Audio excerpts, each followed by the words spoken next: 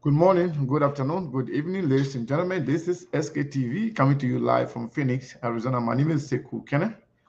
Today is another day, a new day. We are very happy to be here. We normally don't have show on uh, Wednesday. Today is not one of those days where we have show. But as we stated earlier, we will always have show when we deem it necessary. We are very happy to be here. We want to say thank you to all of you for joining us this afternoon, again, this morning, this evening, depending where you are. So if you are watching us from Liberia, I want to say good evening uh, to all of you, and those of you watching us in Australia, in China, South Korea, North Korea, wheresoever you are, we want to welcome you to SKTV and want to encourage you to share the show. And besides that, if you are in the United States, if you are in the East Coast, we want to say good afternoon. If you're in the West Coast, we want to say good morning. Precisely, it's 11:42 a.m. here in Phoenix, Arizona. It's very, very, very, very, very great to be here today. Please go ahead and share the show. So we are asking you today because we are seeing the trend of the campaign from one of the political players, you know, that are trying to play divisive politics. And we want to know whether or not divisive politics help or hurt Joseph Nima Boakai and the Unity Party. We want to encourage all of you to share the show. We want to take a moment to share the show and we'll dive into the conversation right away. But you have to share the show. It's very, very, very, very important. Because, our country, Liberia, we have seen a lot. We have experienced a lot.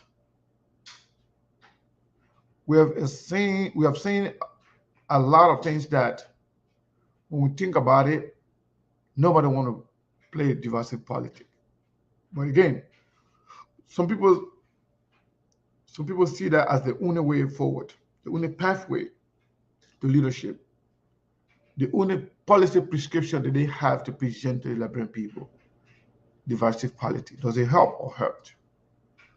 Share the show, and we'll be here to talk about this for the next 2 hours. We are going to speak. We are going to open the line. We will give you the opportunity to tell us what do you think, whether or not divisive politics helps or hurt Joseph Nima Boakai in the Unity Party. A lot going on, a whole lot going on. We'll also be giving you some information from uh, Gambasa County as relate to the planned program by the um, CPP. But we want to encourage you to go ahead and share the show. It's very, very, very important. If you're on YouTube, I want to say welcome to SKTV. The first person here today was my brother Saros Mane from Liberia, and Mr. Dukle is here. Joseph, speaking of Joseph Dukle, Samuel Koga is here. Sheikh Faya is here. Yumutru Kranga is here. Kingdom of Judah is here from watching us through YouTube. And we have Tenet Twile here also here. And we have Edwin Crow here, Miata Stella Harin here. And we have Yvonne EU here. Good afternoon, good evening to all of you. I want to encourage you to share the show. It's going to be very, very interesting conversation. I think we have worked on building up some of the defensive on our platform. Those guys who are trying to hurt us, trying to stop the growth of our platform, we are working on them as they are working. They say the child who say their man can sleep, they too will not sleep. But yes, indeed, we are doing everything possible to make sure that we bring you quality and clean information. and people are hurt about that. They don't like to see that happening. We want to encourage each and every one of you to go ahead and share the show as we play this beautiful song right here. Uh, yes, we'll play this song right here. Go ahead and share the show, folks.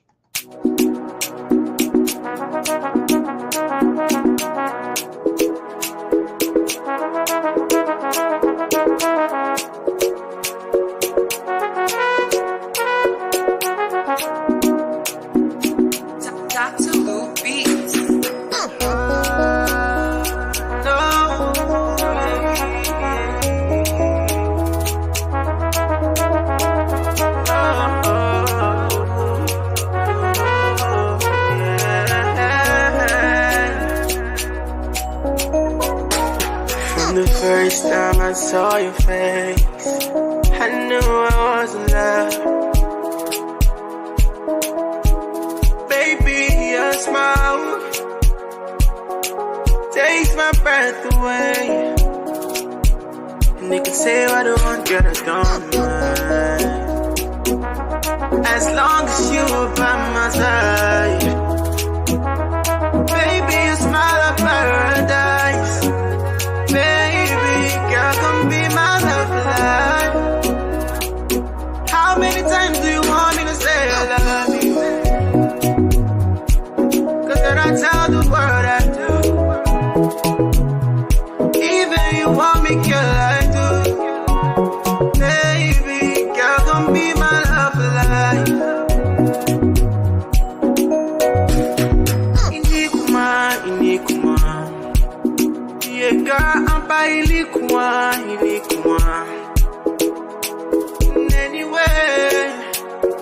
Anyway, you will come on. How many times do you want me to say I love you? Cause when I tell the world I do. Even you want me, girl, I do. Baby, girl, come be my love for life.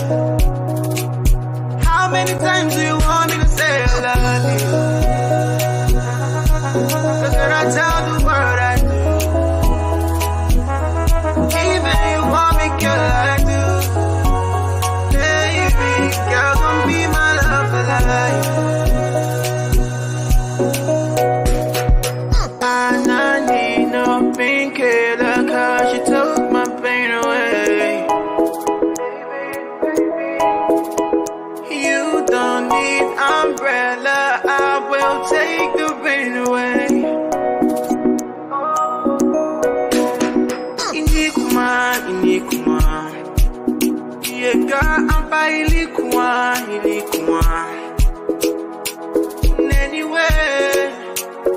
Anyway, you will come on. How many times do you want me to say I love you? Cause when I tell the world I do. Even you want me, girl, I do. Baby, girl, come be my love for life. How many times do you want me to say I love you? Cause when I tell the world I do. Even you want me, girl, I do. Baby, girl, come be my love for life.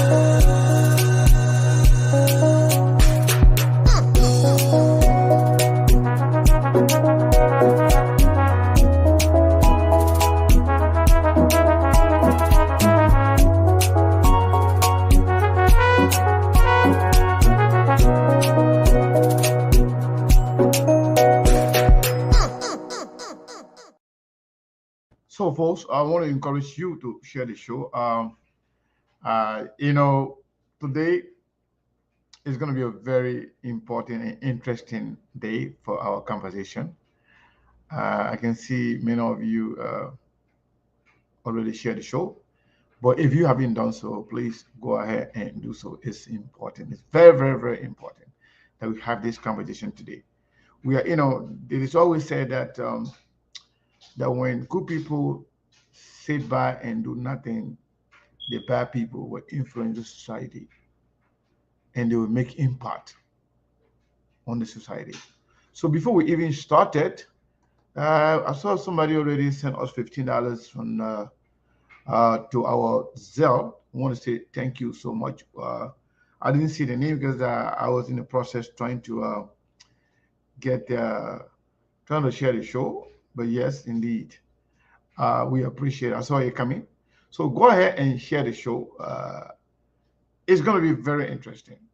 Trust me. We will unveil a lot of stuff, and there are a lot of people who will not be happy with us today, because if their own way of politicking is only a divisive path, that is not going to cut it. That's not the way forward. That's not going to help Liberia. But we will dig deeper. We will call the attention of the actors that we are watching them. We will also inform them as to whether or not Liberian people will really buy into this. So go ahead and share the show. I believe many of you are already doing it, but go ahead and do so. Yes. So like I said, we have tried to work on the defensive of our platform, wherein those people who are in a constant habit of sending viruses to our show, kicking people out. Since yesterday, day before yesterday, for the past few days, we've been working on it. Hopefully, it worked out this time around. Trust me, as you continue to fight us, we will fight you. But one thing I know for sure, the Liberian people are resolved. And SKTV fans and followers and supporters are resolved as well. Regardless of what you do, we'll be here, and our people will be here to have fruitful conversation gearing towards the betterment of our country. So go ahead and share the show. I think I want to play this song here. I don't know where's that particular song. So a song that talk about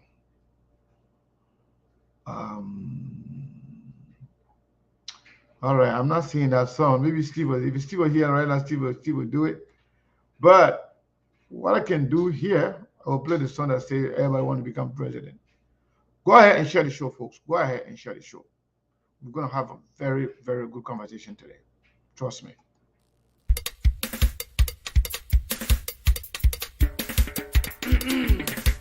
Ladies and gentlemen, I am son of that dear boy. I'm glad with the great opportunity given me to introduce to you your president.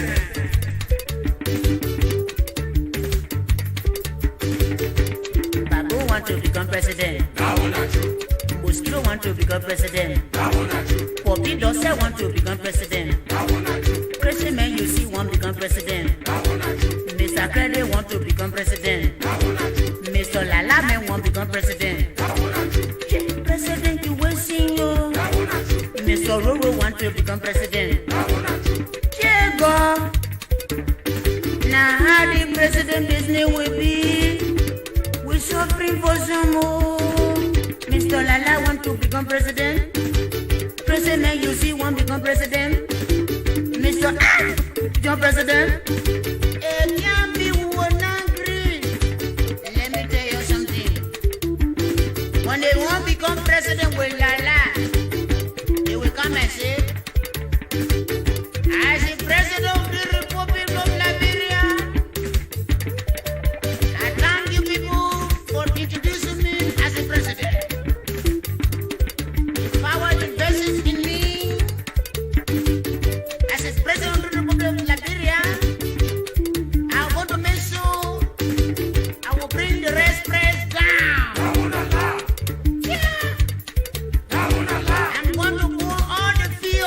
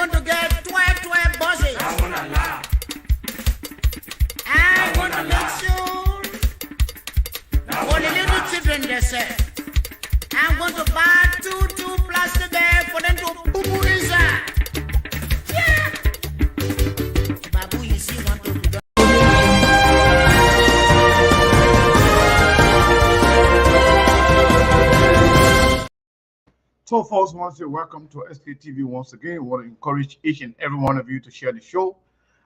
Today is May 24, 2023.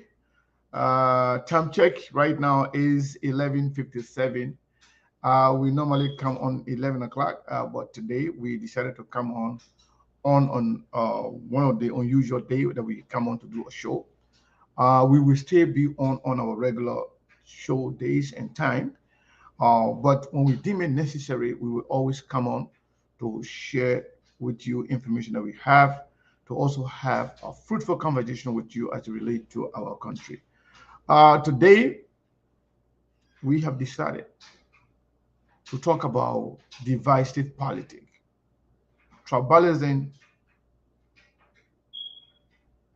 divisive politics, if it will help or hurt the perpetrators. You know, almost everybody in Liberia is against tribalism. That means those who are trafficking in tribalism, those who see tribalism as the only way forward, as their pathway to the leadership of our country, I believe they are hurting themselves. I believe this is something that people are not buying. I believe this is something that will hurt the doers. And this is different time. This is different time. This is different generation. So the idea of we versus them, that time has outlived its usefulness. That time passed long down, way back. You know, back then, those who are speaking of Congo and native right now, calling other people elitists.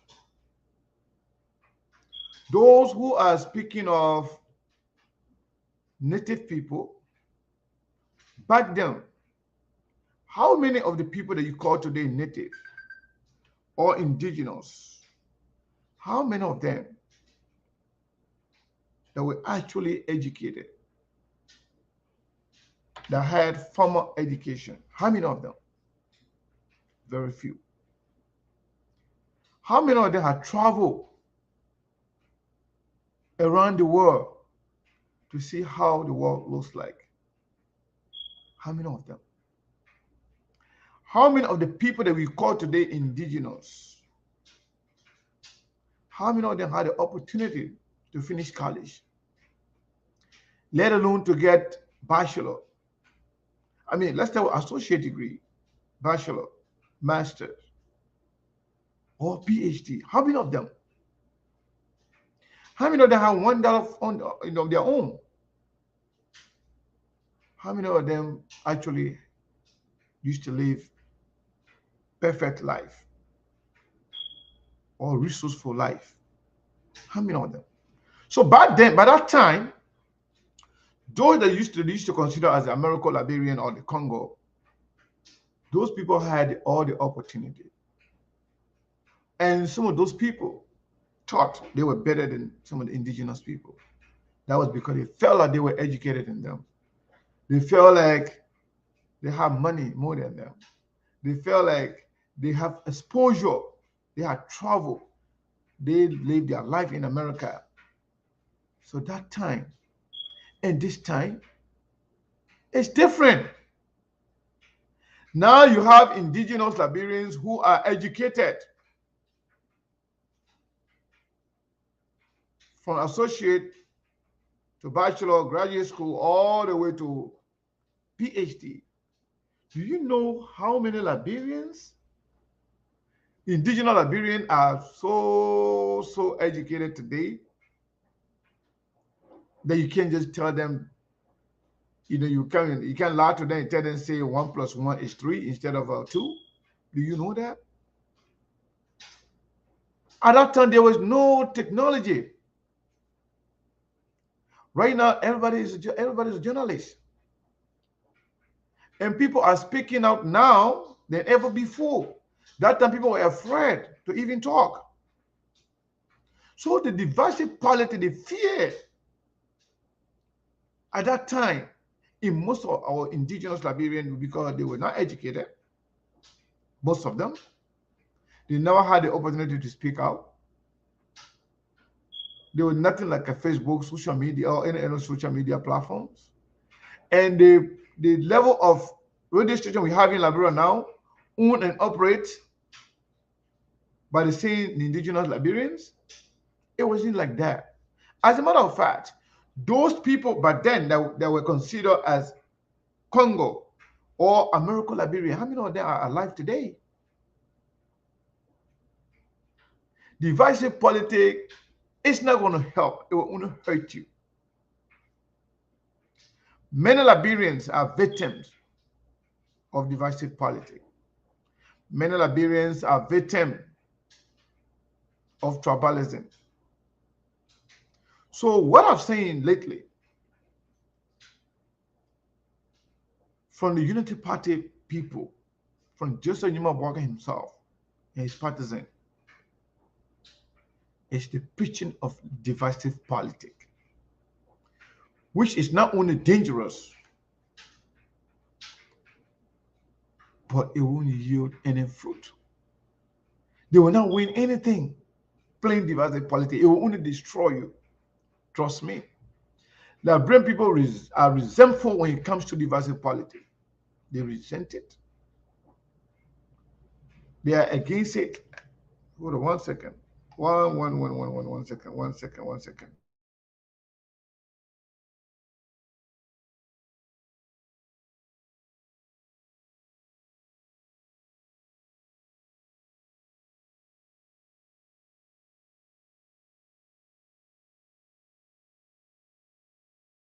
So I'm sorry, folks.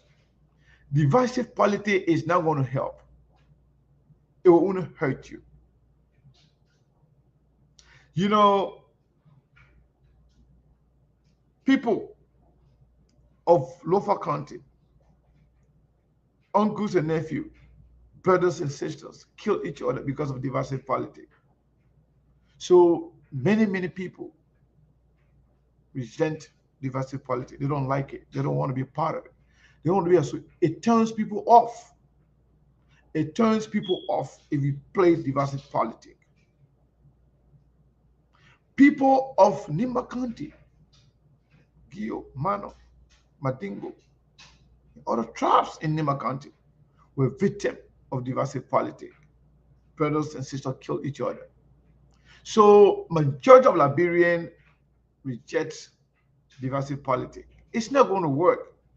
It will only make you to look foolish, incompetent, and out of touch with the reality. As we speak, the people have embarked on that journey of divisive politics, divide and rule tactics. We versus them. That means those who are carrying on that divisive politics, they have nothing to offer to the Liberian people. They have nothing. They have no policy prescription to sell to the Liberian people. Unfortunately, it's not going to work, especially at this time, especially with this generation, especially when some of us are still alive, breathing fresh air. It's not going to work. It will only destroy you. Those who are playing divisive politics, it will only destroy them.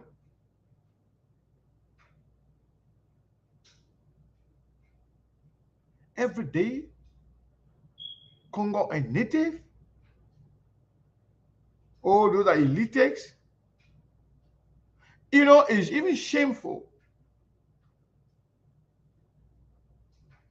that Joseph Nima Boakai, not only himself preached tribalism in the past, not only he has been considered as one of the main tribalists of our time, but for him to sit by supinely and say nothing to those tribalists, to those tribal bigots, to those divisive elements who prey on dividing our country, our people, under the pretext of politics, is shameful. It is very, very shameful and disgraceful. I saw somebody wrote, somebody wrote something and said, oh, both Cummins and Charlene can't even speak their native dialect. How dumb can you be? Yesterday, just yesterday, you were laughing at George Weah that the man can't speak good English. That's what you said. Oh, the man is not eloquent. The man can't even speak to the press. The man not even saying anything to the Liberian people. The man is scared. The man can't read. When the man deliver the State of the Union, the state of our country, the man can't even read properly. When the man comes to the United Nations, the man can't even read properly. Every day you were saying that. But now you're changing your tone again. Oh, the person can't even speak their native language. How many of your children can speak your dialect or your tribe? How many of them? So they too have no place in Liberia. How many of your children living in Liberia, in Moravia there, and other part of Liberia, they don't even know their native dialect? How many of them? I'm not even going to mention those of you living in the diaspora. It only speaks of your limitation. It means that you have nothing to offer to Liberia and the Liberian people. I think you should be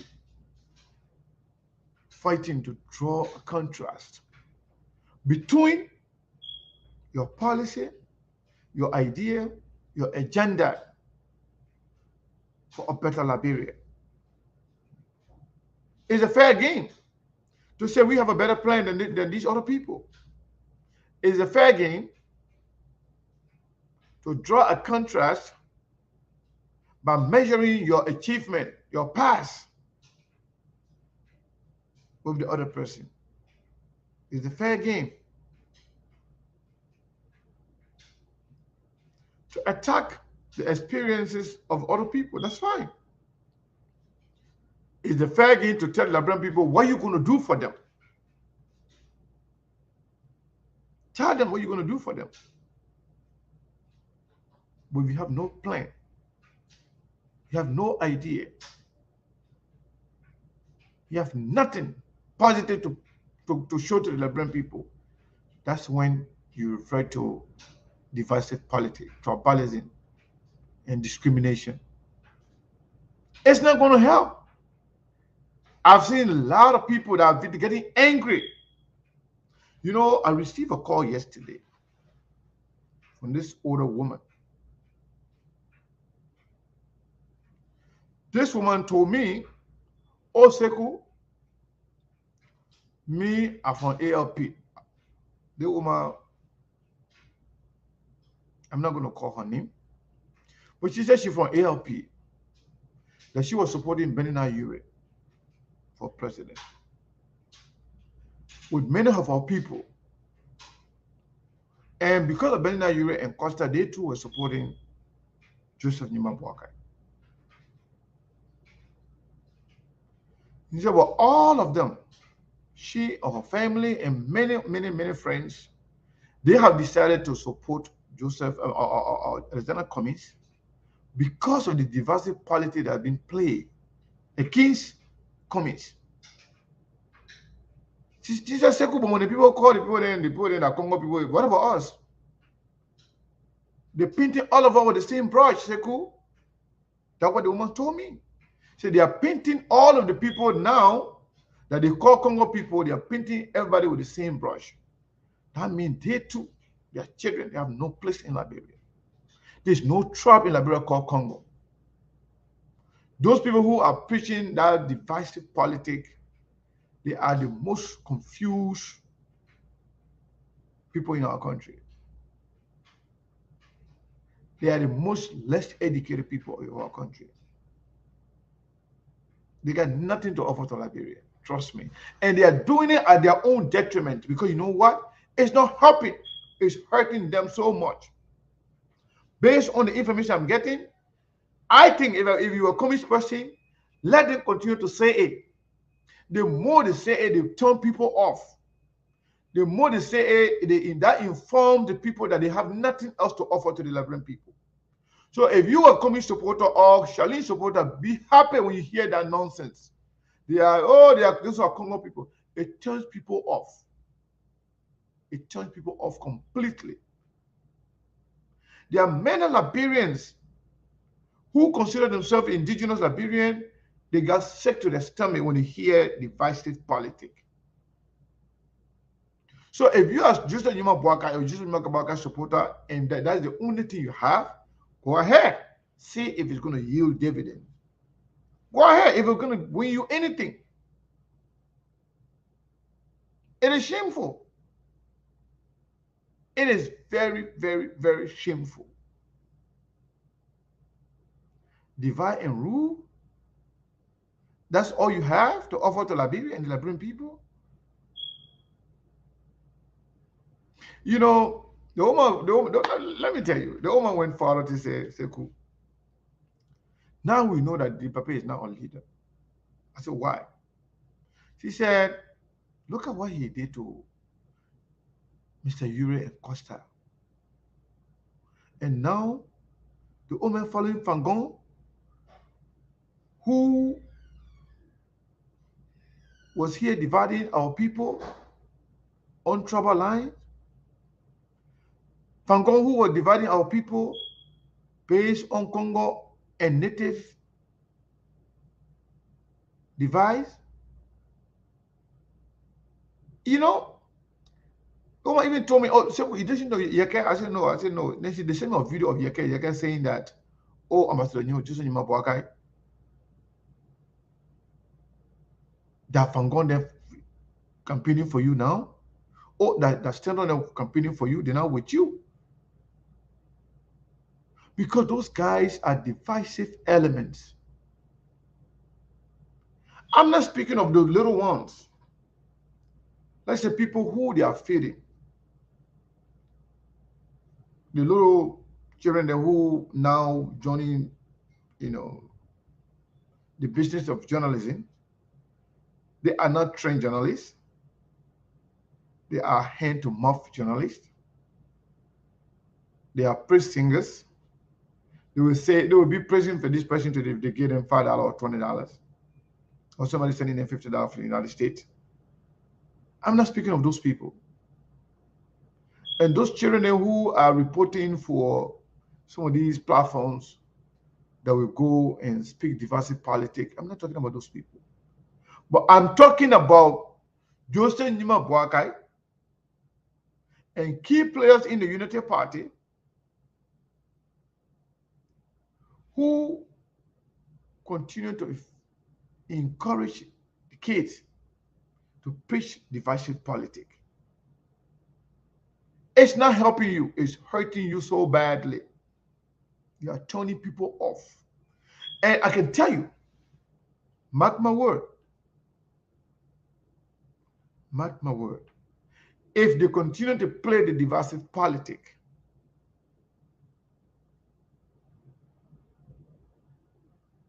the election result will be a disaster.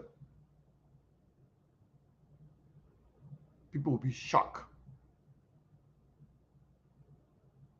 It is funny that even people who are victims of divisive politics, of tribalism.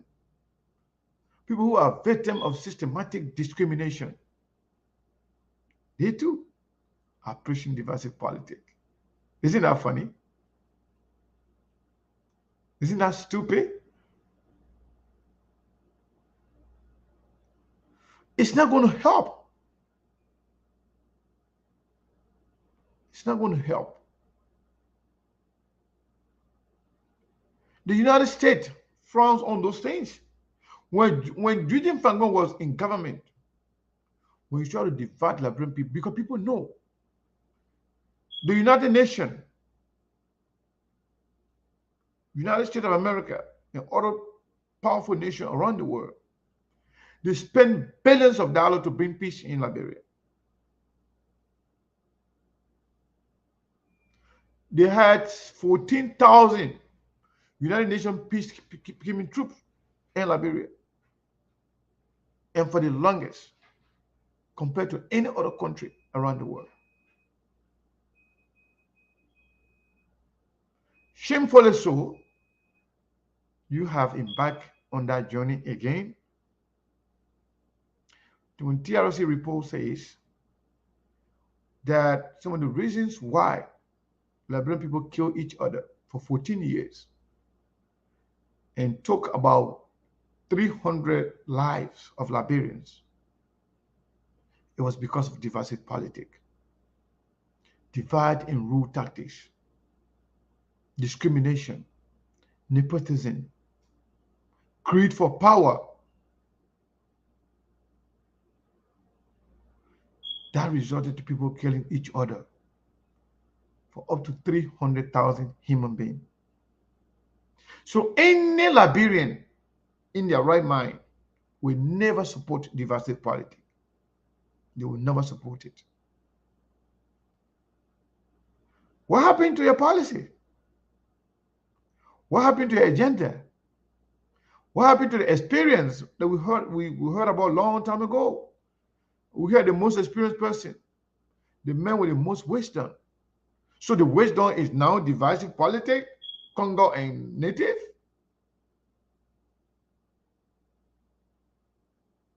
Tribes is all you have. No wonder why Joseph Boakai only won Lofa County in the last election, presidential election he ran. No wonder why. That is a signal. If you say you want to play divisive politics, the entire country will conspire against you. Because the country is not ready for that. When they played divisive politics in 2017, guess what happened? 14 of the 15 counties conspired against Joseph Boakai. He only won his county because people voted for him from their based on tribalism, sectionalism, nepotism, politics of we versus them. So this is very, very good politics. Let him go ahead and do it. CPP, even George Weah can benefit from this. Because you know what? They too, they have learned their lesson. When Eugene Fangon, the likes of Eugene Fangon, and other people, when they try to divide Liberian people on tribal line, on country line, based on sectionalism, that's how George Weah government became unpopular in no time. They know it, they have learned their lesson. They have learned their lesson. But if people continue to do this, trust me, they might not even come third. Because Liberian people don't like divisive politics. If you got nothing to offer to the Liberian people, you gotta be quiet. And say nothing. If you have nothing, say nothing.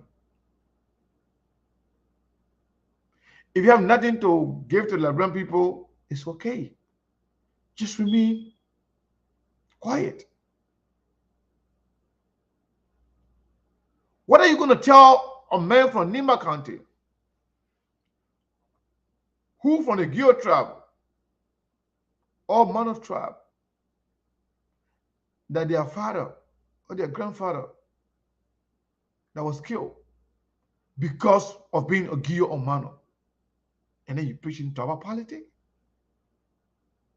What are you going to tell the Mandingo men and Mandingo women whose family were gathered together and their kids were dumped in the well and put the women in the house and burned them alive? Not for committing any crime, but because of their tribe. You want to play divisive politics, tribal politics? Go ahead. You will win a lot of people. You will win a lot of people. Play divisive politics. You think if it's going to help you, go ahead and do it. What are you going to tell a crime man that were prosecuted because they were crime? You think people have forgotten?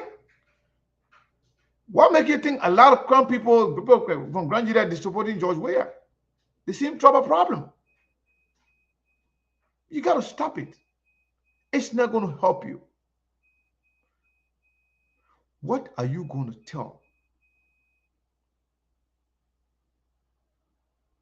Congo man, people you call Congo people, American Liberian whose children are here, some in Liberia, some here?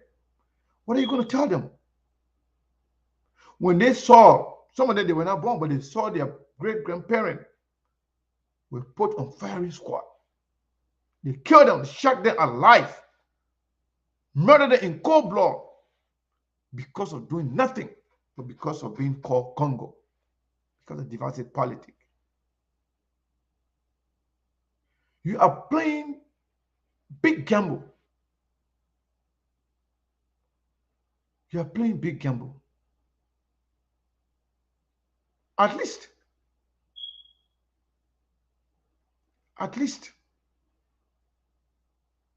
Liberian people now know better. The momentum, the euphoria that we are witnessing right now on the side of the CPP, they didn't get it through tribalism. They didn't get it through divisive politics or discrimination. From the start, you say, oh, here's the people there, oh, the people there, they are a bunch of elitics, they think they know they're better than everybody, not knowing you are projecting your own feelings on other people. The way you think, the way you process things. Oh my God, this is shameful. What are you going to tell Mandingo people who believe that Kabine Jane was removed from his position because of divisive politics, because of his tribe, because of his religion? What are you going to tell them? Or you think people will see the same divide? As a matter of fact, majority of the people that voted to remove Justice Kabine Jane from his position because of his tribe, because of his religion, they were all Unity Party people. Very few CDCN were there. People have not forgotten. People know. Divisive politics is not going to work. It's not going to help. As a matter of fact, when we heard that Henry Yala was one of those people that on the short list of electoral committees, the guy who was one of the divisive elements, who one of the people who championed the corruption,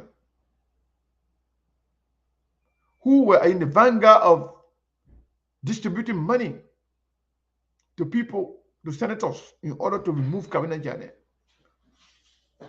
We received a lot of information of resentment and rejection of that man because people say he was not the right people.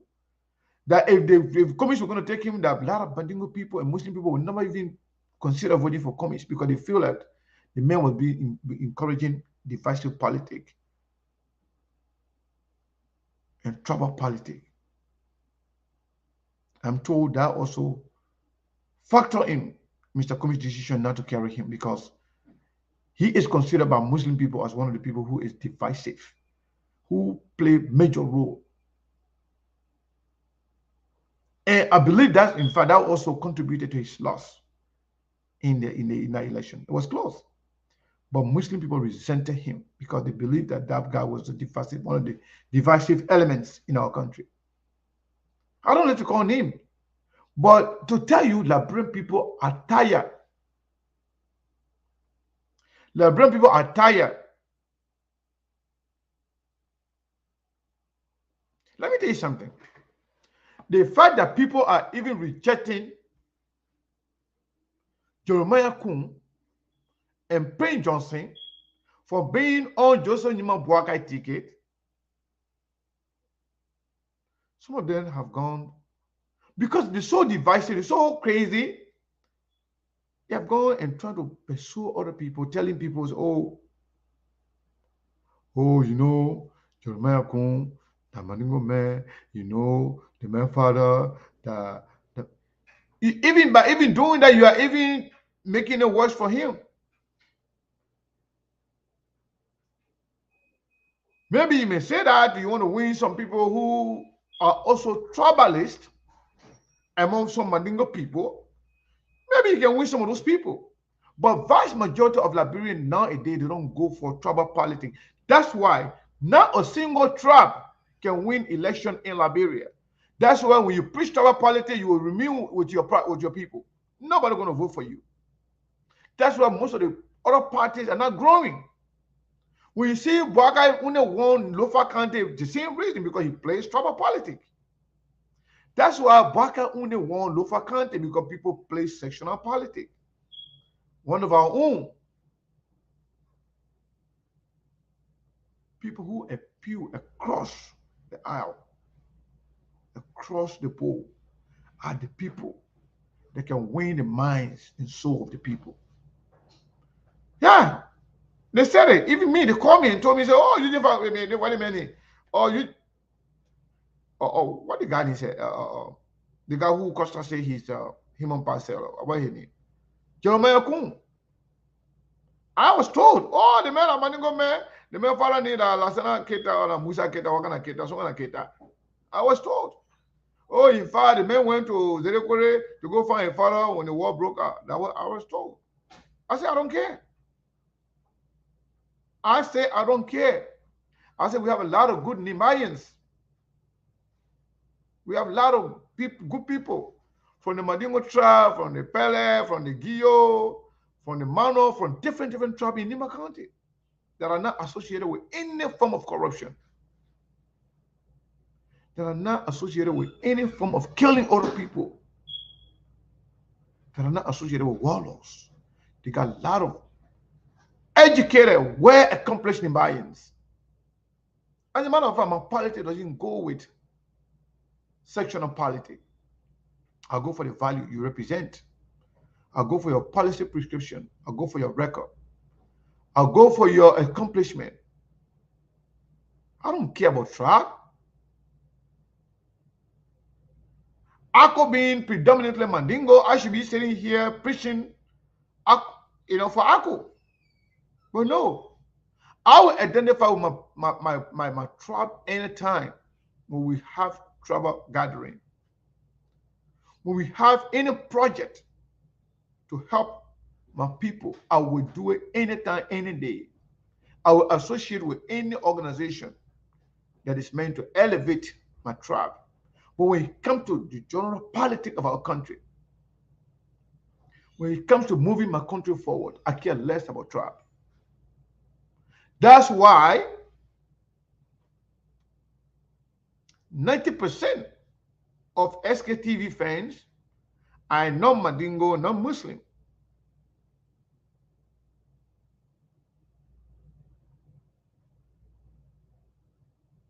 Tribal politics is not going to help anybody.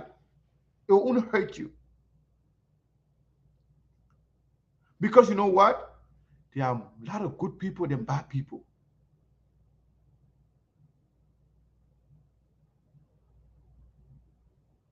It's not like I don't like my tribe. As a matter of fact, I serve as one of the leaders, one of the presidents of the larger Mandingo organization in the world. And I will support anything that will elevate my tribe. But guess what? When we decided to carry medical mission to Liberia, we are not serving only Mandingo people, not Muslim people. We serve every single Liberian. Every Liberian benefited from FAMUSA medical mission.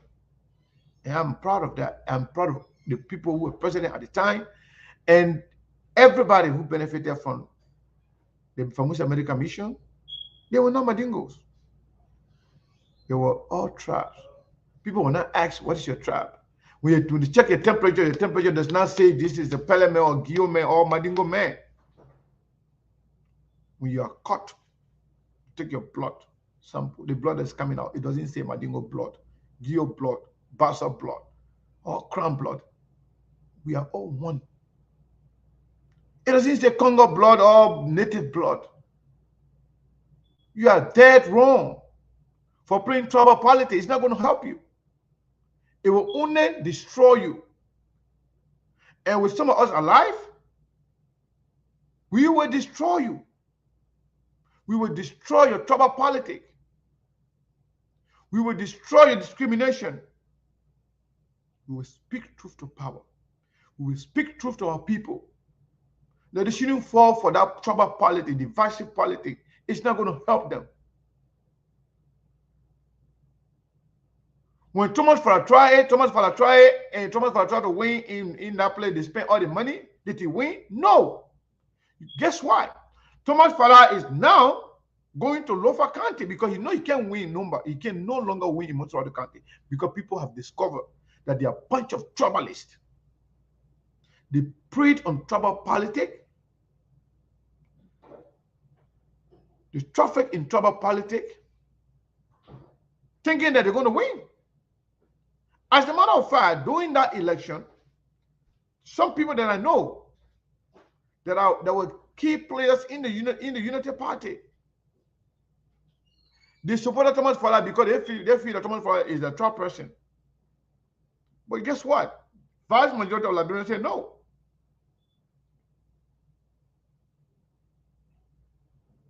They said no. Those guys, they have some friends in the Muslim and the Mandingo community. They talk there in the mosque. Some of them walk in the mosque with their shoe, which is against the tradition of Islam, because they give money to some certain people. You know, you have bad people everywhere. You have unscrupulous elements among all tribes, but they are in minority. So they influence nothing. They change nothing. They will only eat your money, but it's not going to help them. Like I said, during that election of Dillon, Thomas Fala, Sheikh Kuyata was in the race. He is a Mandingo person, well connected with his people. But guess what? Vast majority of Mandingo people voted for Dawes Dillon because they voted based on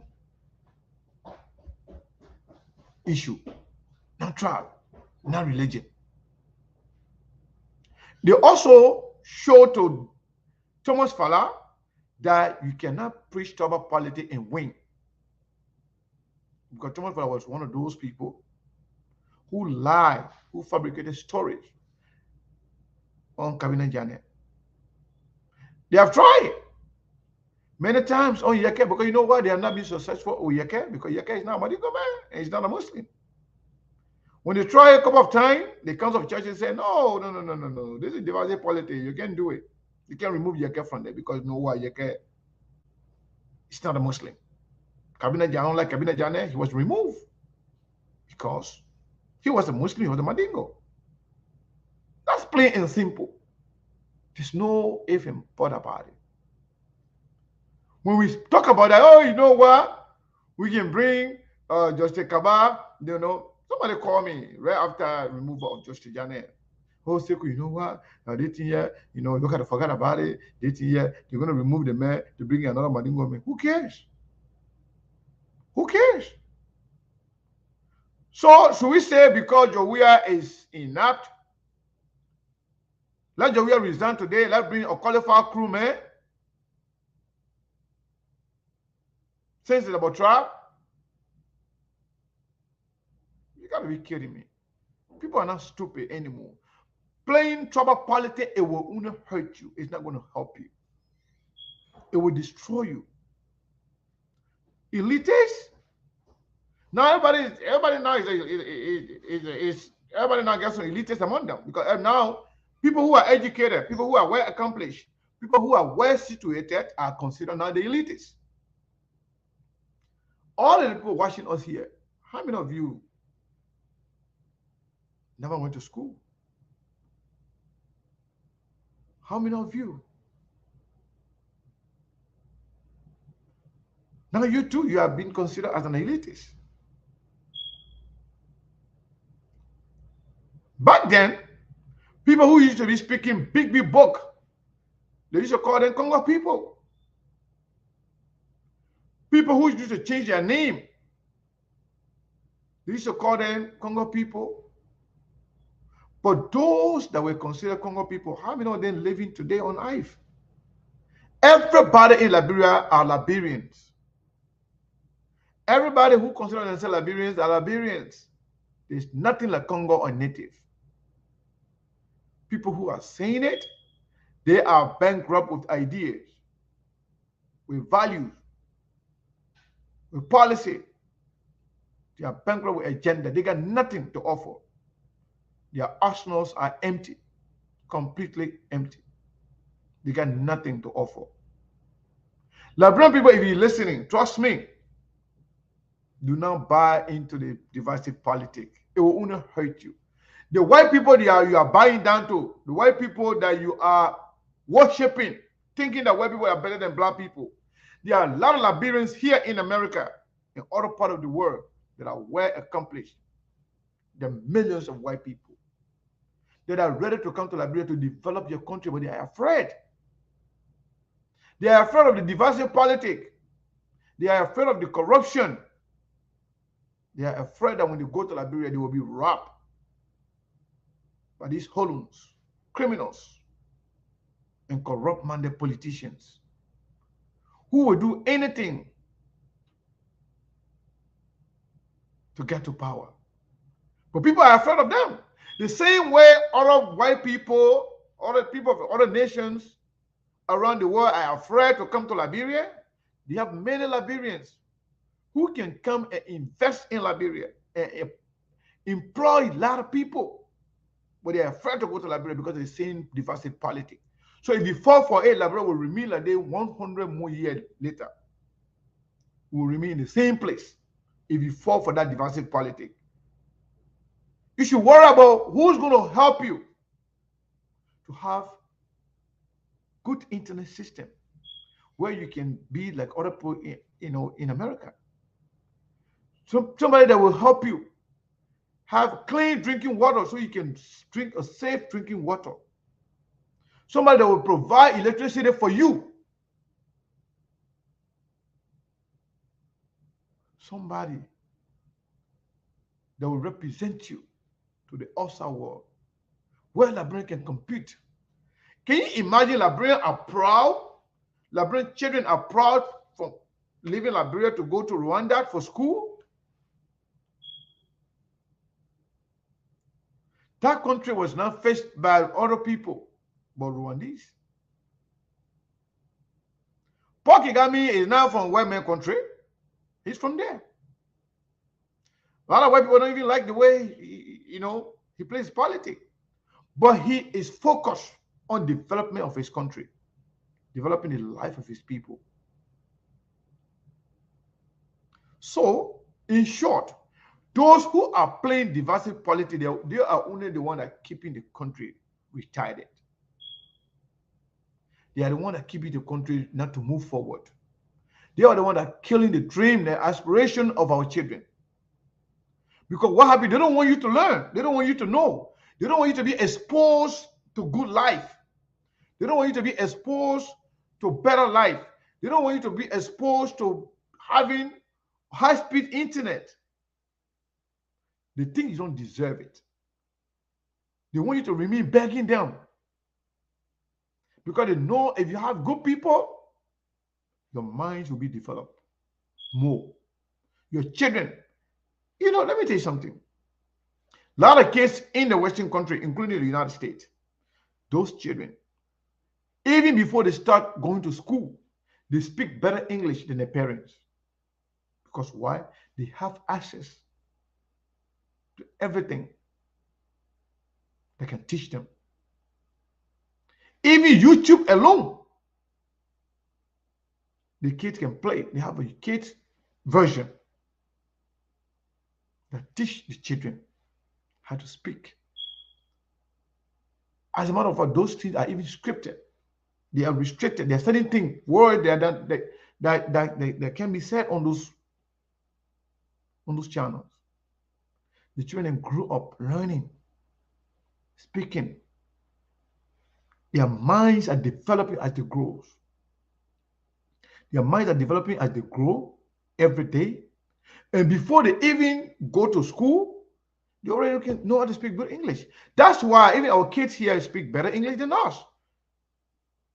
Because they mold their mind from the beginning, from the start. You don't want your child to be like that too? You don't want your children in Liberia to be like that?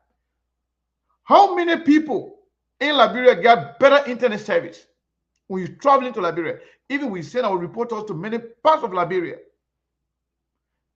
When they got video to upload, not only that they can go live, but when they got video to upload alone for people to see it, sometimes it takes 3-4 hours, sometimes 5 hours to load a video because they don't have high-speed internet service.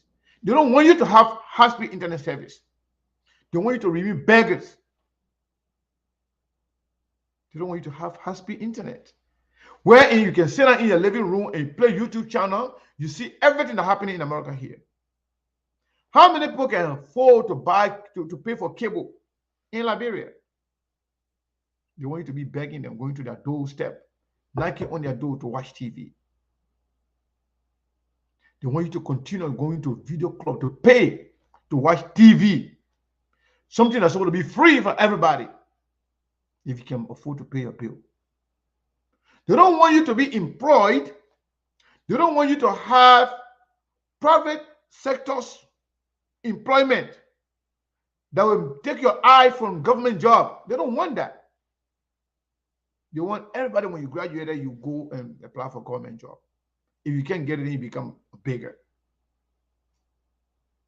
So when they play divisive politics, they try to restrict your life. They try to make your life miserable. That's what they're trying to do on a daily basis. You better shine your eye. I'm not telling you who to vote for, but I'm telling you that do not support anybody who preach tribal politics, who preach divisiveness and discrimination. It's not going to help Liberia. It will only retard our country. Will remain retarded for another 100 years. Many of the people that are playing tribal politics right now with you over there, guess what? If America was going to be playing the same tribal politics, discrimination, and the rest of it, they will not send their children into school here. But they are here, attending the same school with American people then. American people, they are not, if they're going to play discrimination and tribal politics, they used to do it before. When white children and black children never used to go to the same school. Black people and white people never used to eat in the same restaurant. They used to have it. But America was one of the worst countries at the time. America becomes the country of the free world when they abolish all those divisive things. That's why, in as much as Donald Trump developed the economy, even though that started on Obama, but Donald Trump did well with the economy. The country was going good economically. But you know what kills Donald Trump? Political life, tribalism, discrimination, and racism. I'm sorry, not tribalism. Tribalism plays in Liberia. But racism is what they play here. Racism and divisive politics, that's what killed Donald Trump. There are some white people who are racist, but majority of them are not. And if you put all the racist people together and you put the rest of America together, American people outweigh the bunch of racist elements that are here.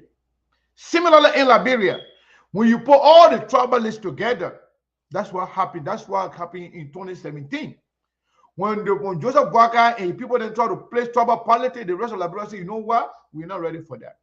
All the 14 counties went to one side for just one county because Joseph Boakai say he can only win through tribalism. That's why. And when George Weah decided that he's going to play sectional and tribal politics, having people that Fangon on his team, appointing people only from that section of the country, that's why George Weah became unpopular. How can you not learning from this, my people? George Weah being unpopular is because of the same sectional politics and tribal politics. He is only safe or recruit people and people from the southeast around him. That's why other Liberians are now conspiring against George Weah. Everything he touches dies. Everything that he supports dies. That's why they could not even encourage Councillor Jala to run as CDC. He ran as independent. Why CDC supporting them from behind?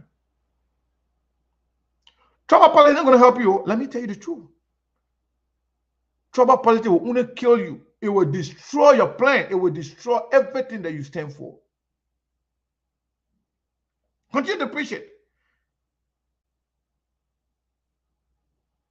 You know, it's like sometimes people can be campaigning for other people unknowingly. Every time you speak of elitists, every time you try to play tribal politics or divisive politics, you are recruiting for the people that you are preaching against. Because Liberian people are tired with tribalism. Liberian people are not buying into the tribal politics. Tell me, all the students you see in Liberia, the people that graduated, what are they doing? How many of them working? How many of them working? Tell me. How many of your children that are going to school? So tribal politics is not the way forward. It will only kill your dream. I think people should be voting for people based on their qualification, based on what they bring to the table, based on their agenda, based on their accomplishment, based on their record. People should refuse to vote for people when they are corrupt. You should refuse to go for people when they're lacking the energy needed to be president, vice president, and the rest of it.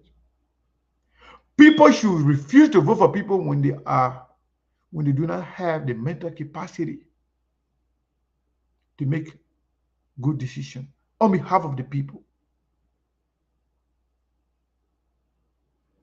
You should refuse to vote for people when they have judgment problem. I'm not telling you who to vote for, but I will tell you who not to vote for. Do not vote for tribalists. Do not vote for divisive elements. Do not vote for nepotists. Do not vote for corrupt-minded people who are ready to corrupt the country. Do not vote for people without any agenda. Do not vote for anybody that have no policy prescription. You said you did the same thing with George Weah. You said you debate, you not debate, will vote for you without making any commitment to you that what he will do for you. Now you want to complain about George Weah. You said the man vote, the man debate, the man not debate, you will still vote for him. That's why George Weah feels like he owes you nothing, because he tells you, he told you nothing. So he owes you nothing, he feels. So when you are preaching tribal politics, it's like you are digging hole for yourself. Some of these kids who have no idea about what we went through as a country, because tribalism and divisiveness and discrimination, they don't know. Those kids, let me tell you something. I've seen grown men living in America here that have loyalty to human being. Grown men.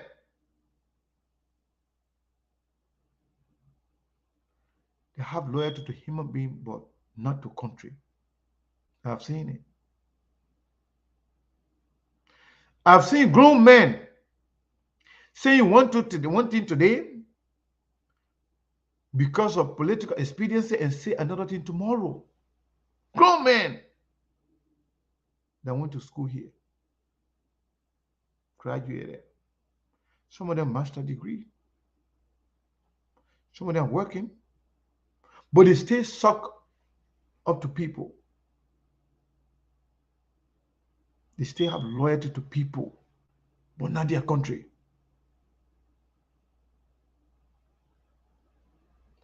You know, I'm going to open the line later on.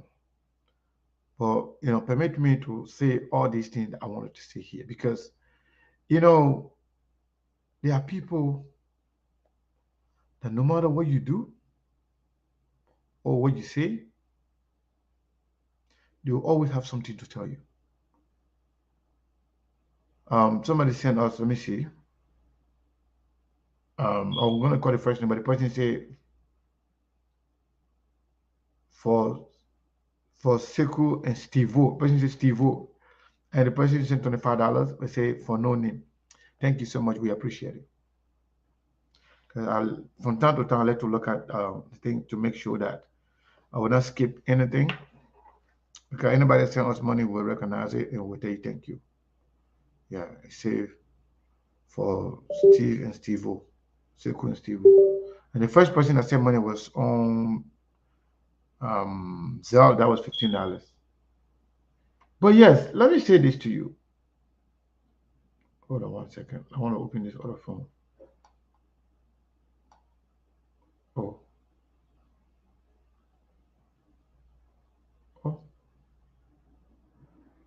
Okay. I don't know. I forgot it. The phone's not in the opening. But yes.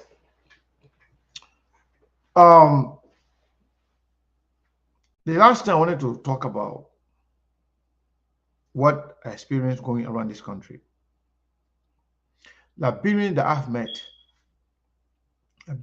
met in this country that are ready to go back to Liberia.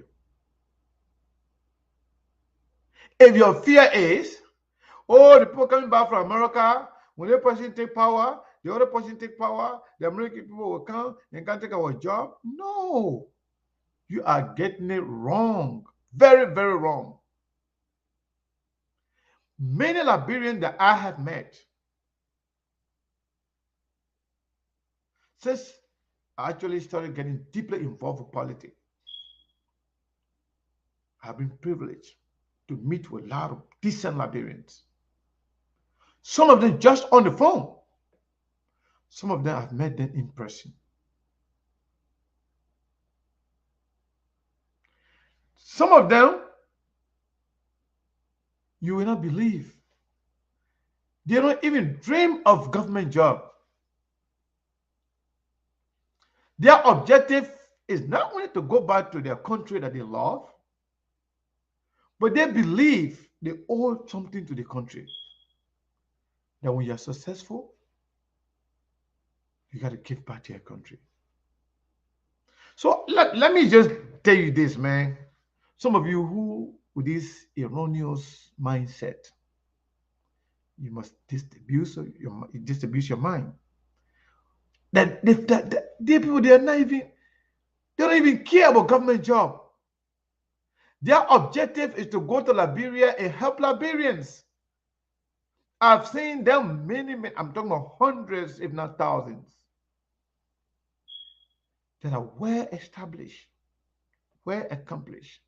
They even have their own companies here in America that want to transform the same energy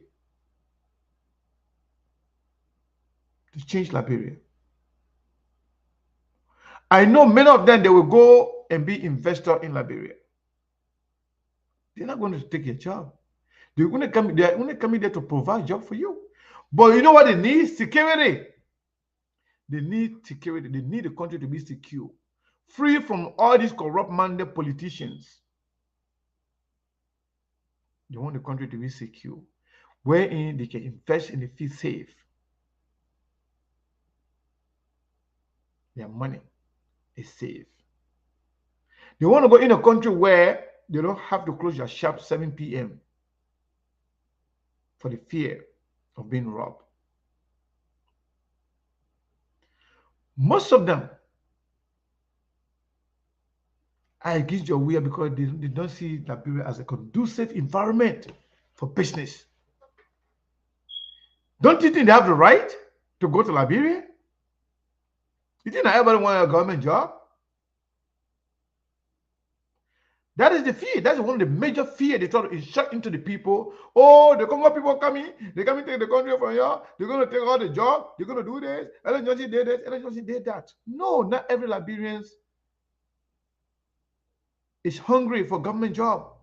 There are a lot of Liberians in thousands that are doing well in other countries. They want to come back to give back to their country. They want to invest in their country. Some of them, they have attempted in so many occasions to go to Liberia to build in Liberia, to build their businesses in Liberia, but they were not given the opportunity.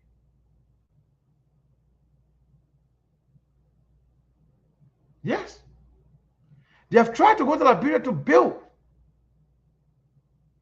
to employ you, to give you a job, so that all of you will not be running behind these guys, these corrupt politicians, every day going from office to office, asking them for transportation, when you can be employed yourself, when you get paid at the end of the week or at the end of the every 2 weeks, or perhaps at the end of the month. Those are not people that really want your job. Don't get me wrong, there are people who want government job, but they are in minority. Very few. When I went to Sacramento, I keep saying this. Few guys talk to me personally. So we exchanged contacts. They told me, thank you for what you are doing for Liberia and the Liberian people. Some of them personally supported SKTV with cash and tell us, don't tell anybody. But not only that, they were able to tell us some of their accomplishments, some of the plans they have for Liberia, some of the attempts they have made in Liberia,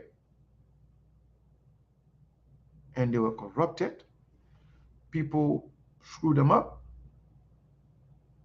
Do you know how many people went to Liberia to do business, but they were not given the opportunity because the people who are responsible to sign their document, they didn't get their kickbacks.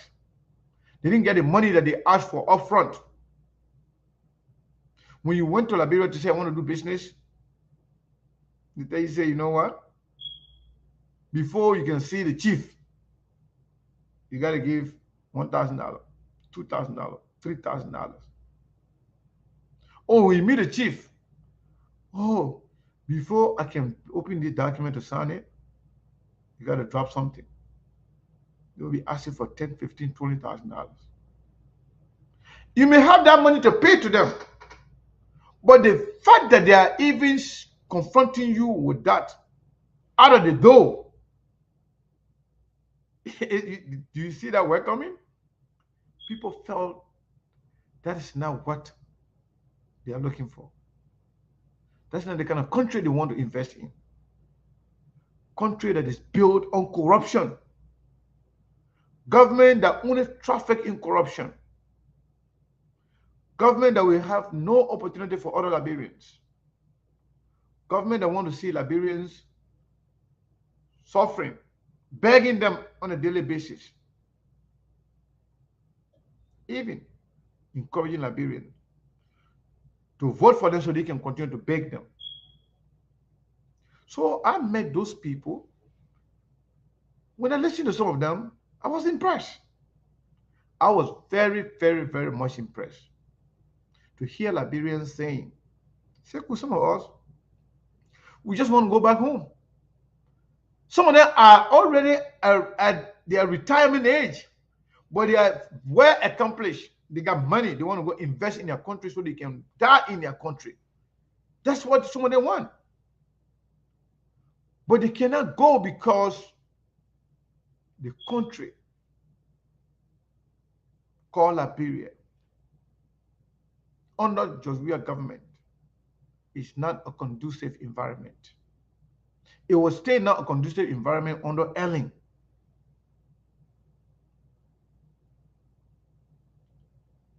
They feel like the country is corrupt. Because the government officials are corrupt, because the justice system is corrupt, because people continue to undermine the Constitution on a daily basis, people are afraid. Likewise, white people who will go to Liberia for assessment, and when they see that you are a bunch of corrupt people, corrupt-minded government officials, they will pack their load and come back. There are many Liberians who go to Liberia as well. They go to Liberia to go and listen and talk to people, try to invest.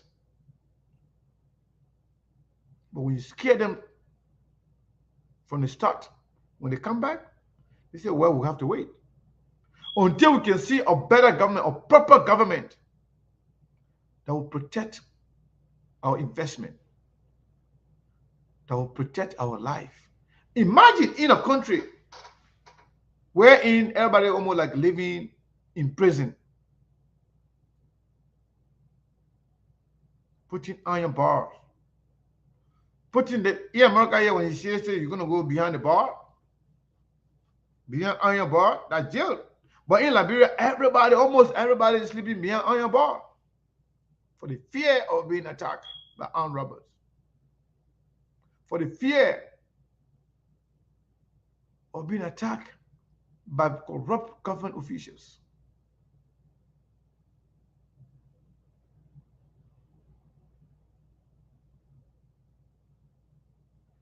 Don't be afraid to do the right thing. Don't be afraid to vote for the right people who will change your life, who will clean the country, who will make the country conducive, safe for the people to come and invest. Investors are not only Lebanese people. Investors are not only Europeans. Investors are not people from China or Russia. Investors are not only people from Asia. Liberians too can invest. They have the money. They have the technical know-how. They have the idea. They have tried it, and it's working for them, but they want to transfer those things to their country. Yes, this is true. There are many Liberians that are victims of corruption just by going to Liberia and say, I want to invest in my country. It scares them. So what I'm trying to say in a nutshell is that people who are politicians,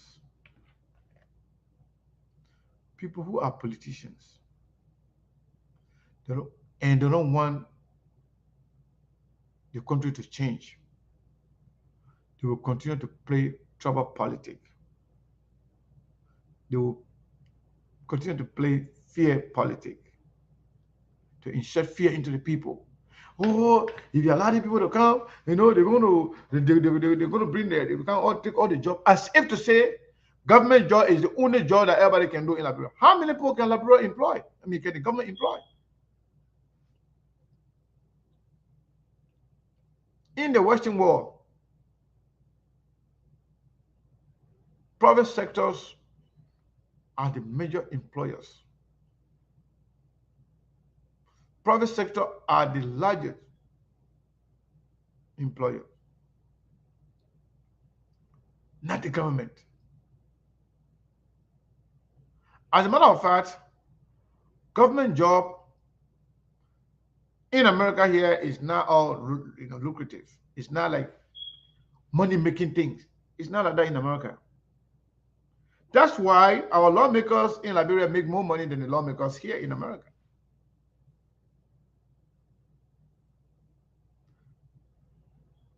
Our lawmakers in Liberia, they make more money than the lawmakers here.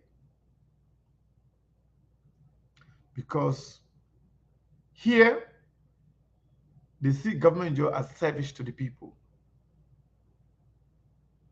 In Liberia, we see government job as the way of enrichment, as the only way to enrich yourself, to take your family from poverty. So that's why everybody killing each other for it. Because you cannot live a better life if you don't work in government. That's the belief. Because there's no private sector's employment. Imagine if you had a job that will pay you $10,000 a month, and you have a government job that is paying you $1,000 or $2,000 a month. Which one are you going to go for? You're going to vote for it. And some of you are qualified for those jobs. It's just like the job is not there. But when you vote for the right people, if you vote for the right people, they will provide that job for you. So it's important for you to stop listening to these people who are preaching tribal politics. Tribal politics will not only stop people from coming into your country to invest, it will not only stop the country from going behind, but it has the propensity to create war in Liberia. Yes, I repeat myself. It has the propensity to bring war to Liberia, to the country. Because you know what? People are going to get fed up. If you try to play tribal politics, divisive politics, discrimination, and thinking that that's going to help you, you are treading on the wrong path. You are proceeding wrongly, trust me. I'm going to open the line maybe for a few minutes. If you have something to say, I want to encourage you to call in 480-862-0783. Let me double check so that if you have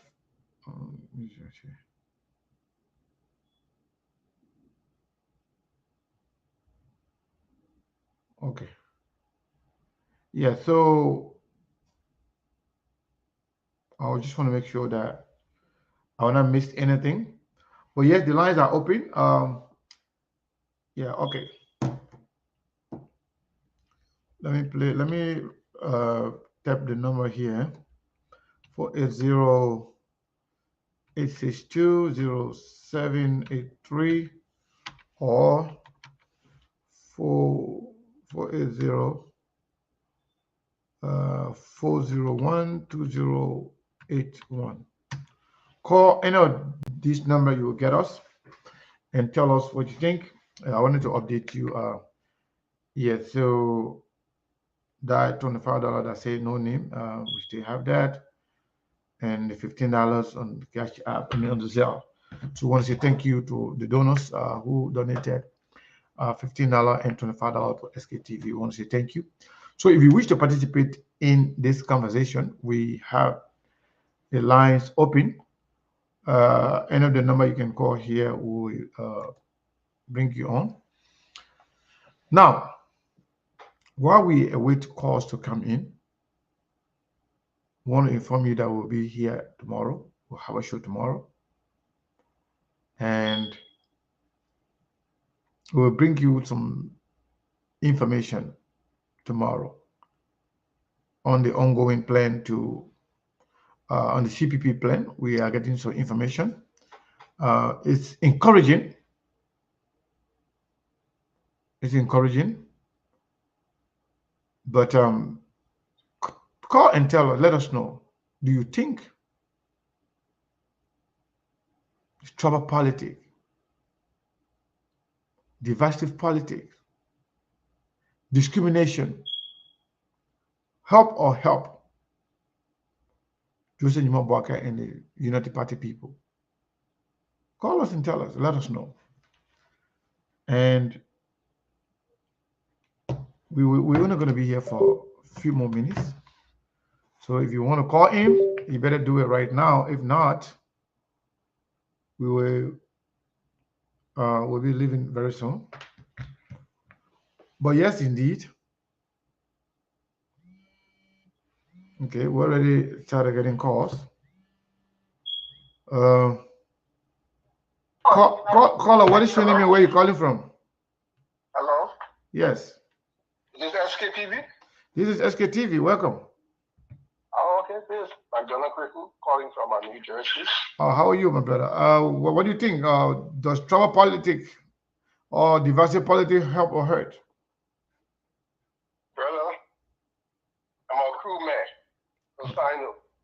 Okay. But my decision to vote for a candidate does not base on my tribe or where I come from. Okay. So I get even angry when people talk about tribe, because we all know that tribal politics does not help. And rightly you said it.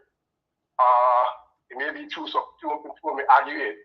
But when the other side in 2017 started preaching tribal politics, we saw the result. Yep. So that's a warning to anyone that will want to try to bring Congo and tribal divide. It does not help. So tribal politics does not bring about any development, but rather bring about chaos, confusion, and destruction, as we have seen it in Tampa. So I'm against tribal politics. Let us select our leaders based on values, based on principles, based on ideas, and based on deliverables. That's my input. Thank you so much, my brother. Thank you. That is right on point. Let's go to the line here. I think this is Mr. John Maulo. Mr. Maulo, are you there? Yeah, how are you doing, Sekou? I'm doing wonderful. How are you, sir? Good. A good topic, and I think we need to discuss more of this, because we need to put this thing to rest once and for all.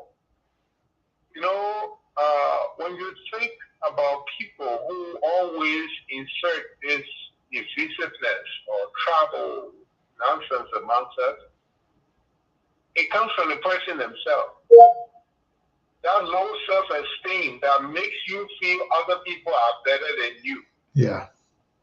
is what makes you always feel insecure around other people.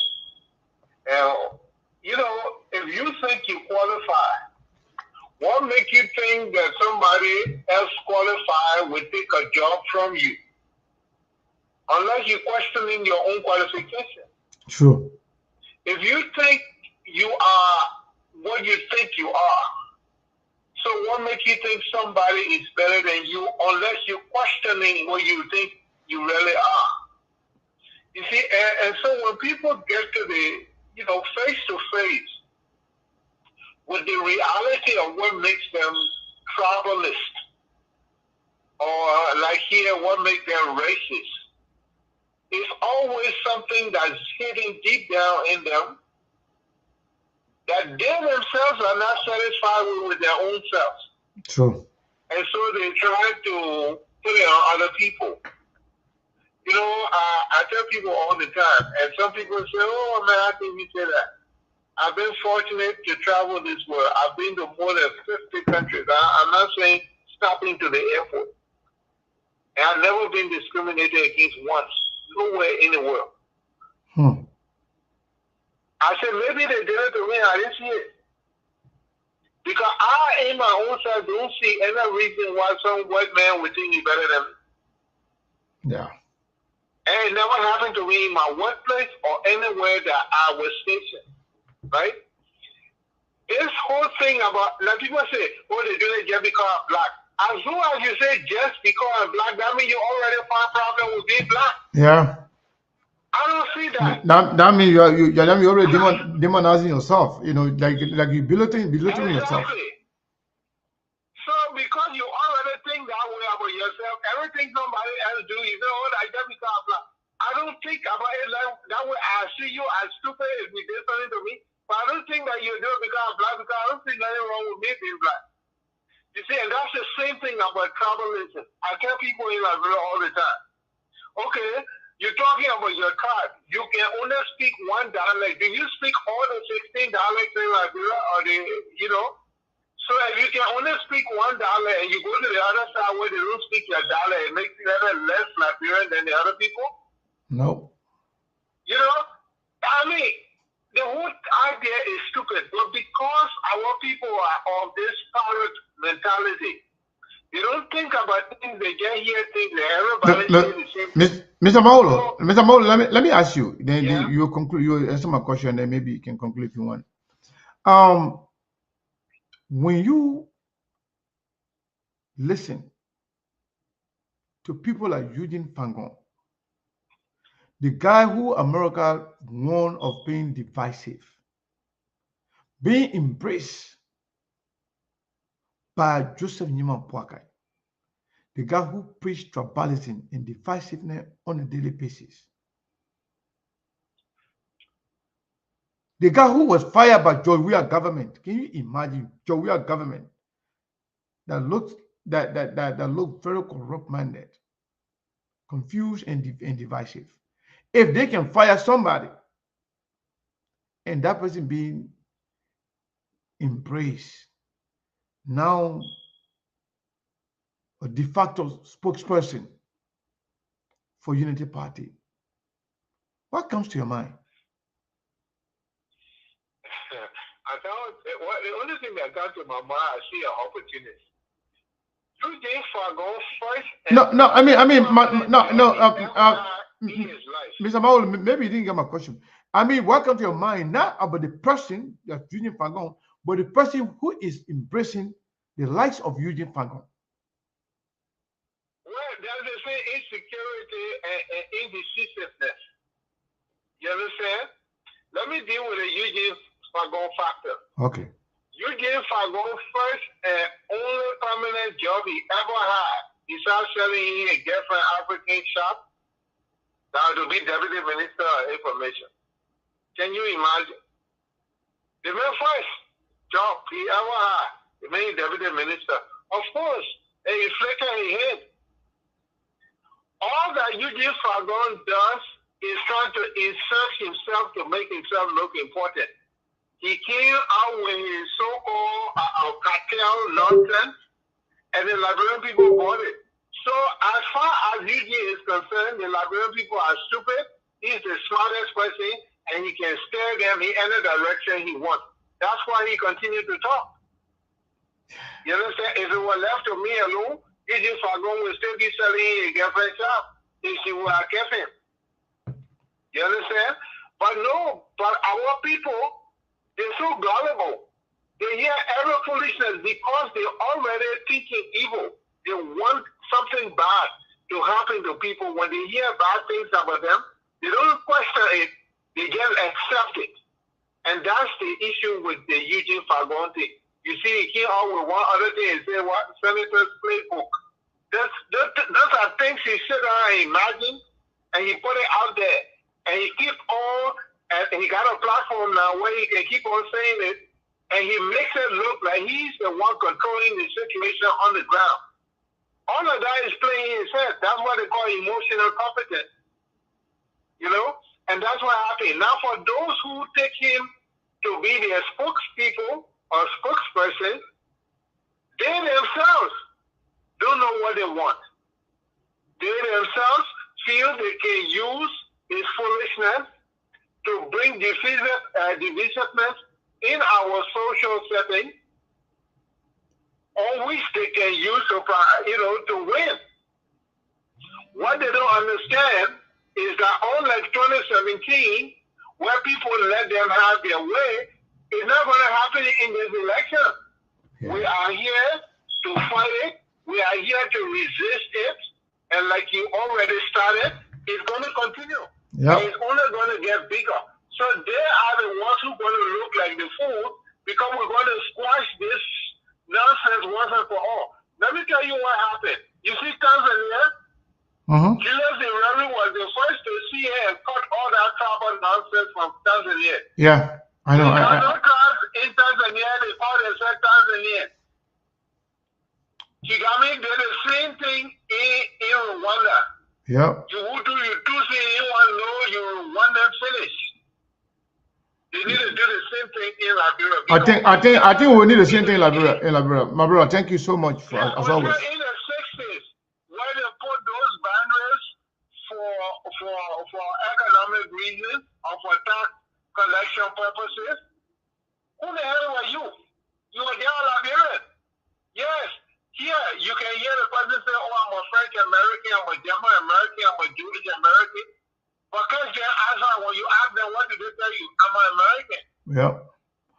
Mr. Maolo, thank you. Thank you. American, French American, German American, with their families.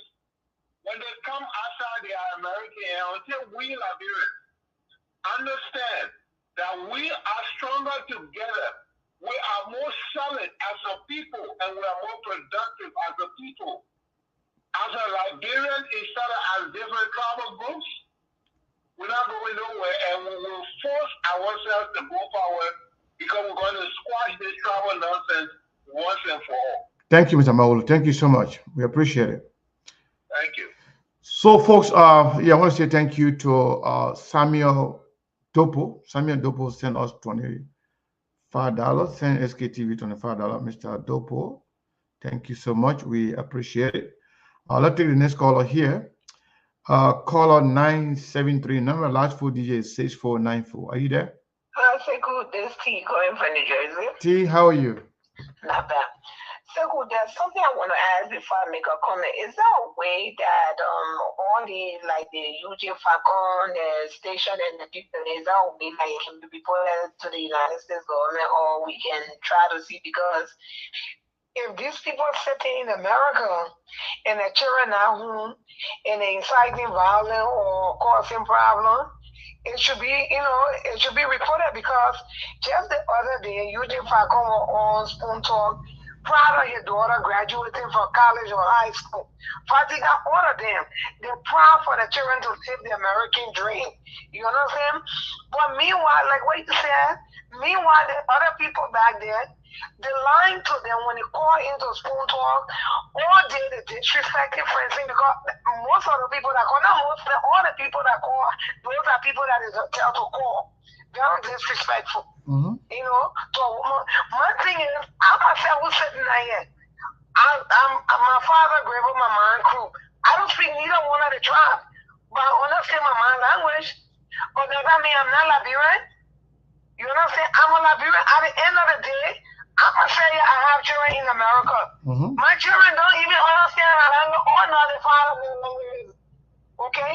I'm not going to beat my child to learn it. I told them where I'm from, and I told them my history. You know what I'm saying? Like, it's not like the typical African country where you say, okay, you know what, like, okay, say, Ghana, you must speak your language in order for, like, bro, got so many tribes in the 16 tribes, I think. So it's hard for all of us to speak the same languages. But at the end of the day, primary language is English. And so when we're doing election, when we're doing all of this, those should be the messages. And that's what makes some people today, look, now, people don't understand the people that back. We gotta tell them, you know how many wealthy Liberians in this country? They don't know. Want to take money home they don't know. to do something? You don't have to be in government jobs. You know how many Liberians, even someone that wanted to retire, that want to go home and bring something to the country and say, you know what, I got a company, I got a private sector, I can hire about 50 or 60 people or maybe 100 people that want poverty line I erase. Yeah. Okay? But every day you turn around, that the Congo Port coming back. So what if Congo Port come back, wherever Port come back, Liberia is a country that free slave left from Liberia come here and went back. So if they want to go like that, then I mean, the way we will go. But the message I will tell you, if I go say, am I American? Okay, am I American? Then stay in America, then leave our politics. Yeah. But you cannot be saying the other day, I can't agree, all of them happen. When the children are getting education in America, with our tax dollars, someone they're not working. But yet and still, you're preaching divisive politics. You're suppressing the other people, like what you said, I mean, that's the same thing to tell them. Do you want to sit and open your refrigerator and tell your child, or take that bottle of milk, or take that bottle of juice and drink it? Or you still want to wait when your neighbor get up to see where they will have, what crumbs they will leave for you to eat? Or when they will be cooking for you to feed around the neighborhood before you eat? Or when your minister get up, when you go into work, hoping that in class, when he wants a glass that, or a glass that dark, he will see you and give you something. That the kind of life we want people to continue to live? Nope. I don't think that's what we should do. If the only got so much want to rescue Liberia, you should open your mouth and stand up and say something. Okay, because of the same thing the constant say about him, all of this said the women were divisive person, and now we're coming to life. And now we're not going to hear from him, we're just going to bring in another reason and say, oh, he's the president. Yeah. In that dream. Thank you. Thank you. Whew. Wow. That lady spoke. Let's do this here. Looks like this is Saros. I'm not too sure for the Minnesota number. Saros, is it Saros?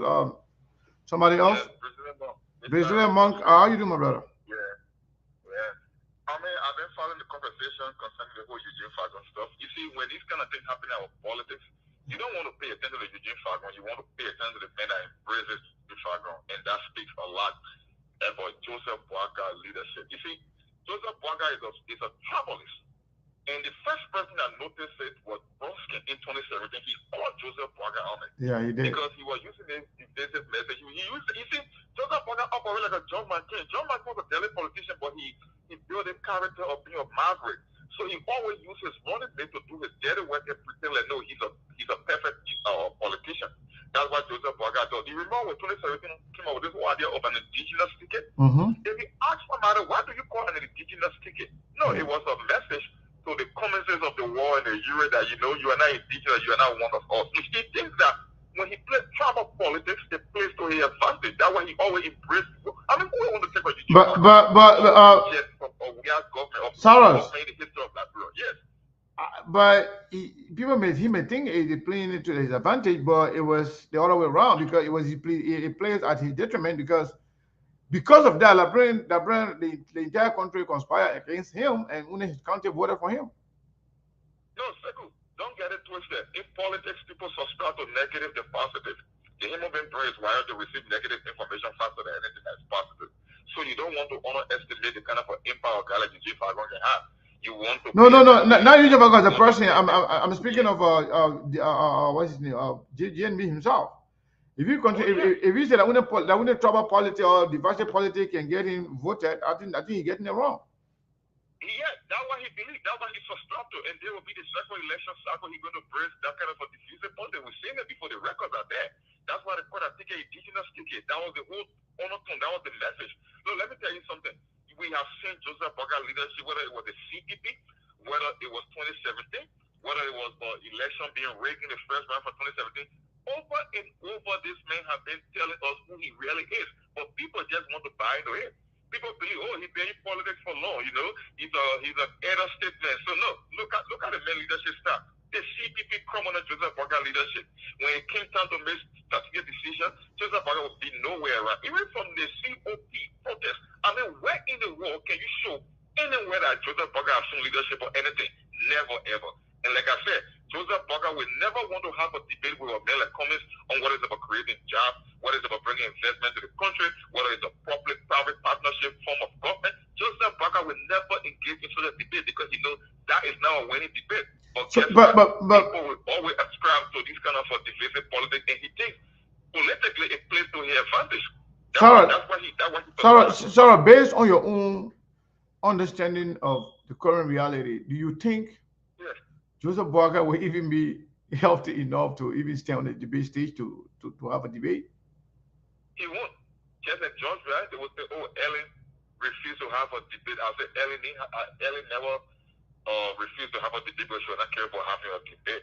It was just a waste of time, I mean, at that moment, because she knew well Georgia was going to show up for a debate. And the other guys that were in the race so far, not too many of them even honor the invitation. So Joseph Boakai will not want to have a debate. If he want to put microphone one-on-one, it won't be a debate that he will embrace. But like I said, the tribal politics, the divisive politics, the entitlement mindset that have been, I mean, when you hear people saying that Cummings is into greedy, it's not greedy as they define greedy. What they are literally saying that Joseph Boakai has been in the game for long, he's an elder statesman, so he's entitled. Or God, like Cummings should wait for his turn. That's why you be hearing the kind of a sweat. Look, when Liberian people are speaking in politics, you got to know the kind of a message they are sending. They be speaking Christian languages. So when you hear they say, oh, Cummings is too greedy. You can remember in 2017, they said Cummings was new. It was the only thing that voter has problem with Cummings. You know what? That guy is so new. He might be a better candidate than everyone else. But you know what? We don't know him. Guess what happened? 6 years later, now he's greedy. They are simply telling you they want to continue with that old way of doing things, that old pattern. So they keep coming up with these kind of offensive phrases, these Christian languages. He's greedy, he's new. But that's what they're actually saying. That Joseph Boakai is one of them, Cummings supposed to be seen as an outsider because he got some American Liberian lineage. And I can tell people, if I had American Liberian background, I will embrace it politically because you know what? For as long as I can remember, for the past 40 years, that country had known no better. Send the indigenous to office. They stole more than the Congo people. They took the country into the trash way more than the Congo people. So if I had American Liberian background or lineage, I think I would want to have that debate and I will embrace it. Because when Liberia was at the top among the Committee of Nations, I think the Congo people did well in maintaining that country. We were all respected around the world. Today we are in like Trump would say it's a shithole, and that's the reality. Sorry for my French, but that's why Liberia has become since Samuel Doe took office. We came from the top to one of the least on the planet, not even in Africa, but on the planet. Thanks for the time, Sekou. We continue the show another day. I mean, the conversation is so interesting. Thank you, my brother. Thank you so much. Okay, man. Thank you. So, folks, this is real. You know, people need not to be afraid. We have to be honest to ourselves and to the people that listen to us. The fact that I'm not sure whether Joseph Boakai is in the right state of mind to follow everything going on, I'm not sure about that. But he's not a stranger to what is going on right now, the divisive politics. If Joseph Boakai cannot stand up and show that he is not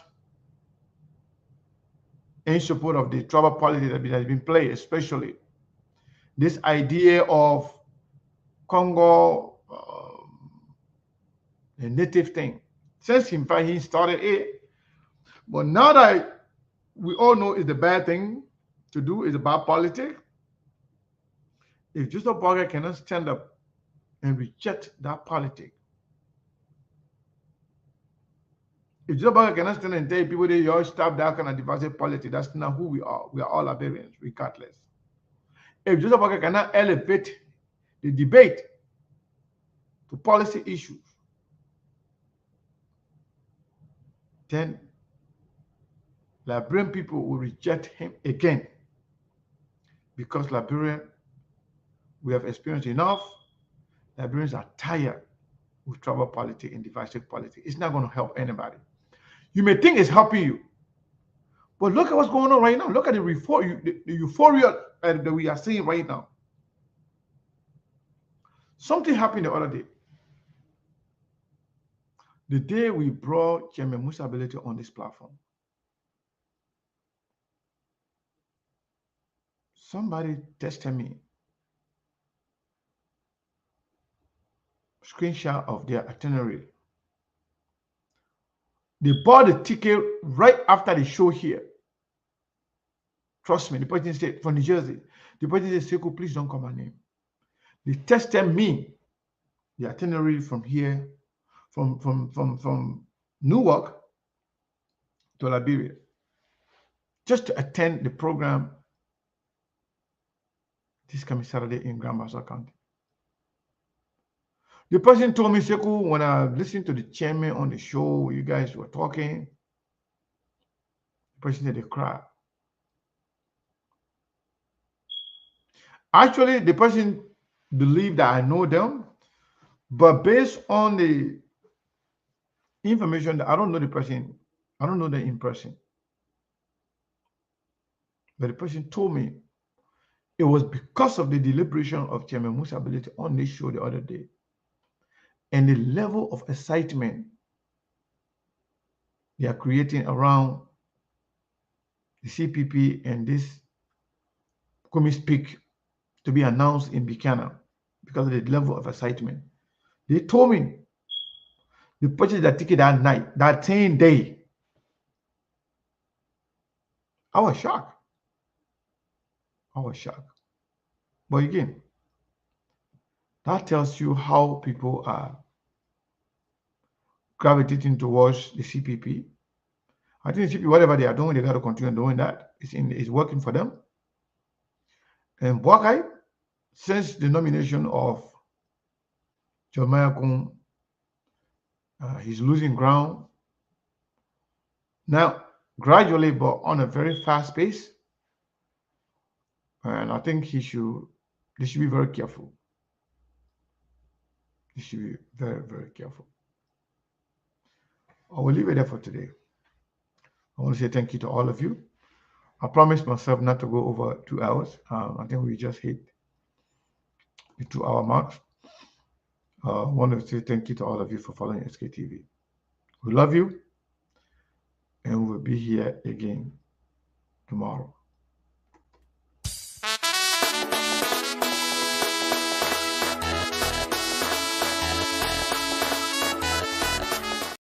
Hold on, I'm sorry. I always do this before I leave.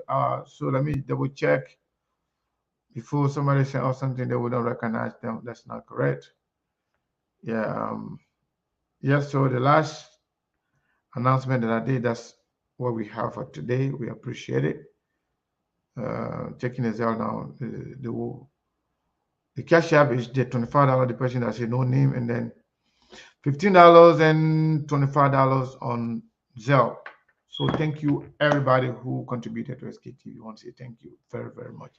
We appreciate it. I didn't want to just go without acknowledging, your contribution. Thank you so much. We love you and God bless you.